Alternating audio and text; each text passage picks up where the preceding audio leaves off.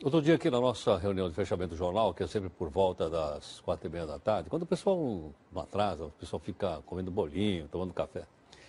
A gente queria saber o seguinte: quanto será que o Brasil já emprestou para vários países através do BNDES, que é o Banco Nacional de Desenvolvimento Econômico? Aí o Benê Corrêa, que é o nosso editor aqui, entrou no site lá do BNDES e falou para mim: não dá para saber. Eu falei: como não dá para saber? Não dá para saber.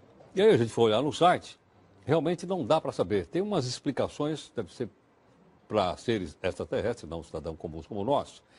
E a gente não sabia qual era o valor emprestado e nem para onde isso era emprestado. Sabemos, por exemplo, que foi emprestado para Angola, sabemos que foi emprestado para Cuba, sabemos que foi emprestado para Venezuela, sabemos que foi emprestado para o Equador, mas isso porque a imprensa publica. Né? Tem uma hidrelétrica no Equador que tem na Bolívia também e por aí afora.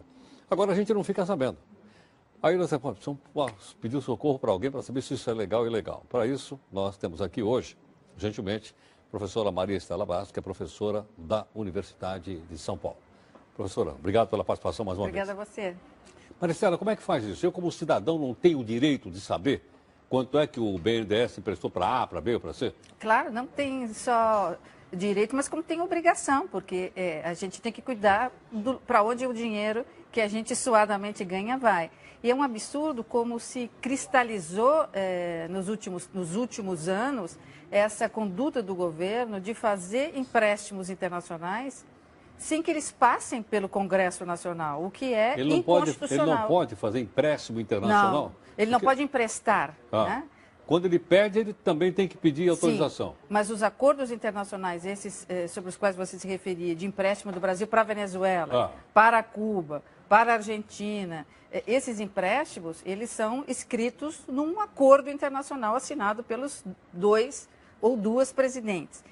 Uma vez assinados pelos presidentes, eles têm que passar pelos parlamentos, pelos congressos, no nosso caso o Congresso Nacional é bicameral, para obter a aprovação do Congresso Nacional. É um momento no qual o povo, nós, dizemos se nós queremos emprestar ou não queremos emprestar. Então esses empréstimos são ilegais? São inconstitucionais. Inconstitucionais. Eles não têm eficácia jurídica, na verdade. Então, emprestar para Cuba de forma secreta é inconstitucional e significa que esse acordo feito entre os dois presidentes, entre a nossa e o outro, ele é nulo perante o direito Quer dizer brasileiro. que, então, quando é feito um contrato desse também, ele é secreto? Ele não pode ser secreto jamais, justamente porque ele tem que passar pelo Congresso Nacional bicameral.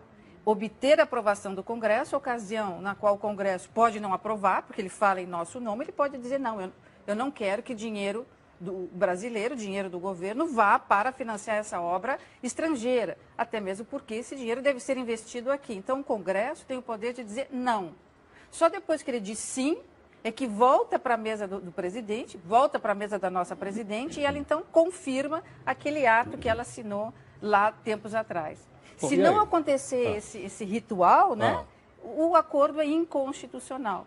Então alguém pode entrar com uma ação direta de inconstitucionalidade no Supremo e vai dar aquele perereco? Sim, isso já aconteceu no passado, Heródoto, porque no passado, até o governo Collor, ou seja, antes da Constituição de 88, alguns presidentes brasileiros fizeram esse tipo de acordo. Eram chamados acordos de cavalheiros, acordos secretos, acordo em forma simplificada. Com a Constituição de 88, isso foi proibido, porque ficou claramente exposto na Constituição, expresso, que todos os acordos têm que ter aprovação do Congresso Nacional. Então, do Collor para cá, eles não fizeram mais.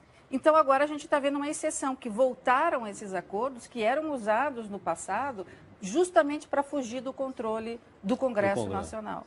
Então, qualquer um, né? O problema é que as ações de declaração de inconstitucionalidade, elas são promovidas por determinadas pessoas, o presidente da República, né? O procurador-geral da República, as federações e a Ordem dos Advogados do Brasil, o Conselho Federal. Sim. Nos anos 80, 70, o Conselho Federal da OAB entrou com uma ação enorme de declaração de inconstitucionalidade das renegociações que o governo secretamente tinha feito, o governo brasileiro, para renegociar a dívida externa, que hoje nós não temos mais. E foi um trabalho ótimo que foi feito agora, na época. Ninguém pensou nisso até agora? Nem a oposição... Se você não levanta essa lebre, ninguém... Se você não levanta, porque veja, nem a oposição... Eu não levanto por ignorância, pô.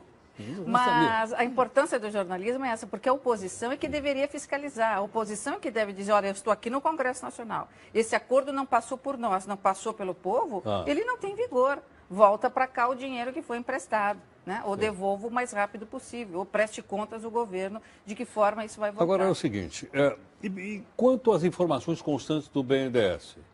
Ele pode esconder isso do... Não pode. Isso não devia estar no site lá para a gente dar uma olhada? Até pelo princípio da transparência, porque se tratar de um órgão público, é digamos, um ato relapso de não dar essas informações. E até talvez porque as pessoas não cobrem dele, então ele vai escondendo e vai negociando isso, divulgando na medida em que interessa a divulgação. Mas é uma obrigação, sim, deverá divulgar isso pelo menos amanhã cedo, né? Sim. Já que está sendo levantado para você. Para a gente poder olhar. Claro.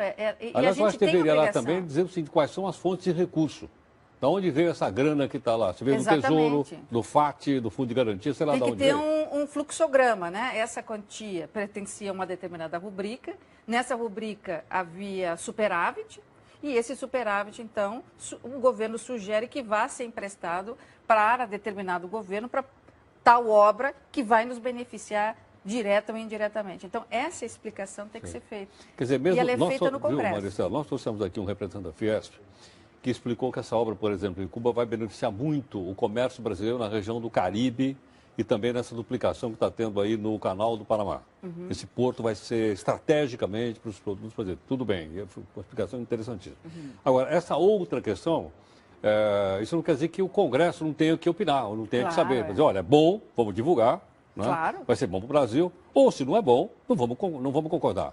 É muito melhor divulgar, porque é obrigação, inclusive, do presidente, seja ele lá que for. Porque senão a gente só fica sabendo depois que está tudo pronto. Como é que nós vamos voltar atrás? Já foi feita a festa, já inauguraram o porto. Agora, essa questão, se é vantajoso para o Brasil ou não, é bastante controversa, né? Então, tem aqueles que defendem, como tem aqueles que dizem que essa quantia deveria ir para os nossos portos, na medida em que nós estamos perdendo exportação, justamente pela demora da mercadoria sair dos nossos portos e chegarem as mercadorias no seu destino. Então, é bastante controvertido, mas essa era uma discussão para ser mantida no Congresso Nacional, ou seja, com os nossos representantes, né?